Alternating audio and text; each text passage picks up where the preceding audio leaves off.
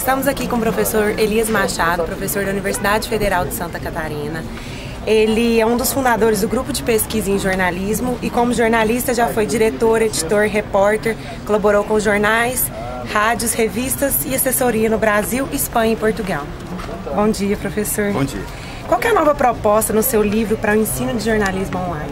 Olha, na realidade esse trabalho é um trabalho que é um livro com um conjunto de resultados de uma pesquisa, de um projeto de 4 universidades brasileiras, a USP, a UFSC, a Universidade Tuiuti do Paraná e a Federal da Bahia, que pretende fazer um mapeamento das condições de ensino de jornalismo no Brasil, principalmente nesse momento atual de convergência de meios. E então nós apresentamos nesse livro os resultados preliminares dessas pesquisas feitas pelos pesquisadores dessas 4 universidades e além destas contribuições, os trabalhos que foram apresentados no primeiro Congresso Nacional de Ensino de Jornalismo que nós realizamos em 2010 na UFSC.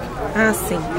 E o que vocês conceituaram o jornalismo digital? Para você, na sua opinião, o que você acha que é o jornalismo digital hoje? Olha, na realidade, no livro, nós não trabalhamos essa questão mais específica da definição, até porque já tem uma série de outros trabalhos, eu mesmo pesquiso essa área desde 95, onde esse tipo de preocupação já foi desenvolvida. Nesse caso específico, o que nós estávamos preocupados era identificar as condições em que estava se desenvolvendo o ensino do jornalismo num momento de convergência. Porque, na realidade, qual é um dos grandes problemas que nós identificamos? É que o mundo está se transformando, a prática profissional do jornalismo está se transformando. Hoje, de algum modo, se produz para múltiplas plataformas.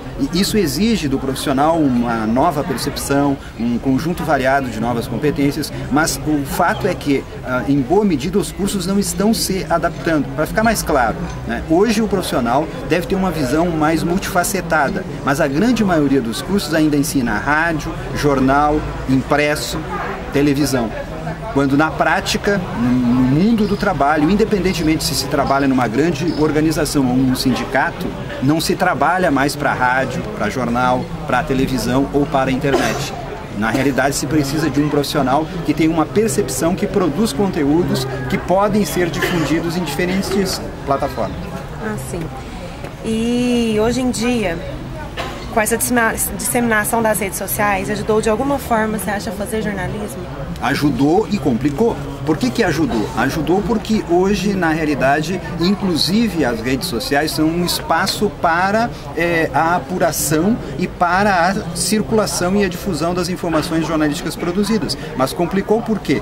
Porque, ao contrário do que acontecia antes, cada vez mais o conjunto de informações jornalísticas produzidas e difundidas é apenas uma parcela muito pequena, considerando o conjunto de informações que circulam na sociedade. A maior parte dos conteúdos que circulam na sociedade não são de natureza jornalística, mas para o indivíduo leigo não há muita diferença entre o que é uma informação jornalística e o que é uma informação produzida por um leigo. Então, na prática, só complicou e torna muito mais difícil o trabalho do jornalista, porque hoje é impossível fazer jornalismo com qualidade sem considerar as informações que são veiculadas e difundidas nas redes sociais. Na realidade, inclusive, todos os trabalhos devem ser produzidos para também circular nas redes sociais, né?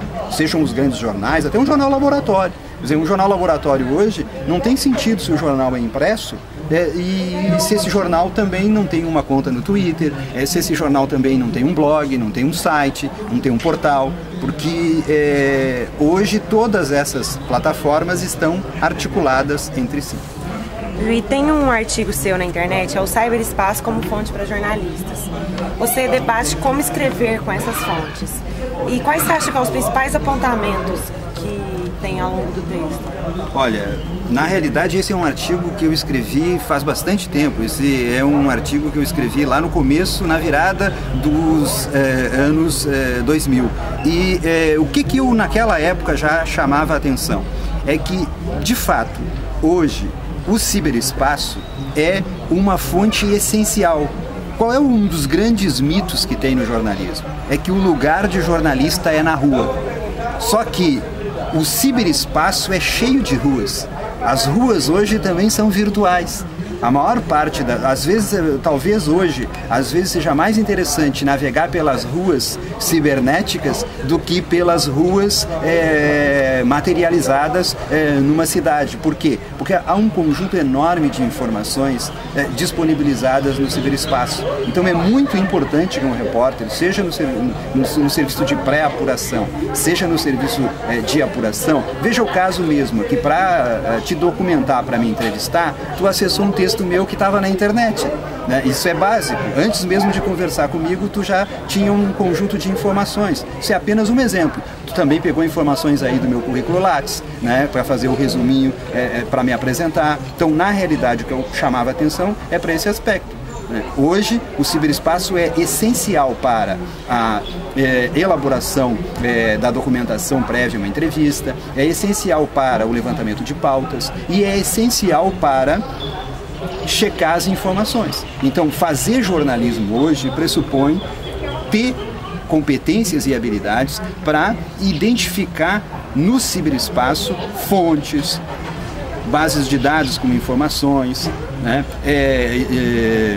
Conjunto de fontes institucionais e pessoais, né? Quer dizer, na realidade hoje é essencial que se tenha toda uma formação para apurar nas redes sociais, para apurar na internet. Então, hoje a formação pressupõe também voltar o futuro profissional para este tipo de realidade, porque ao contrário do que se pensa no senso comum, o ciberespaço não é um mundo virtual.